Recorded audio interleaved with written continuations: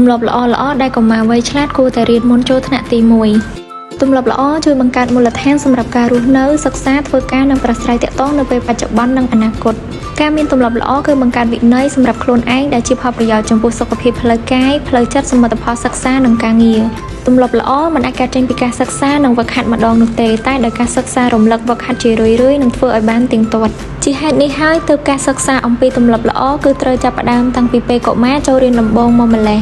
នៅសាលាមេរៀនដំបូងបង្អស់គឺទម្លាប់ល្អនោះហើយព្រោះយើងមិនចង់ឲ្យកុមារស្វែងយល់ពីទម្លាប់អាក្រក់មុននោះទេយើងបានសិក្សានៅក្នុងសៀវភៅជាបំណិនហើយថែមទាំងមានការអនុវត្តជារឿយៗដើម្បីបង្កើតមូលដ្ឋានគ្រឹះដ៏រឹងមាំសម្រាប់ពួកគាត់នៅពេលដែលពួកគាត់ធំទៅការសិក្សាពីទម្លាប់ប្រចាំថ្ងៃក៏បានចូលរួមដោយលោកគ្រូអ្នកគ្រូដែលបង្ហាញពីទម្លាប់ល្អៗប្រចាំថ្ងៃកុមារគឺប្រៀបដូចជាបំពង់បឺទឹកមួយអញ្ចឹងដាក់គាត់នៅក្បែរទម្លាប់ណាឃើញនឹងឮពីទម្លាប់ណាគាត់នឹងងាយស្រួលចាប់យកទម្លាប់នោះដូចនេះហើយបានជានៅសាលាសិស្សានុសិស្សបានចេះពីទម្លាប់រៀបចំទុកដាក់ទាំងនៅផ្ទះនៅសាលានិងមានទំនួលខុសត្រូវទៅលើការធ្វើកិច្ចការផ្ទះទៅតាមពេលកំណត់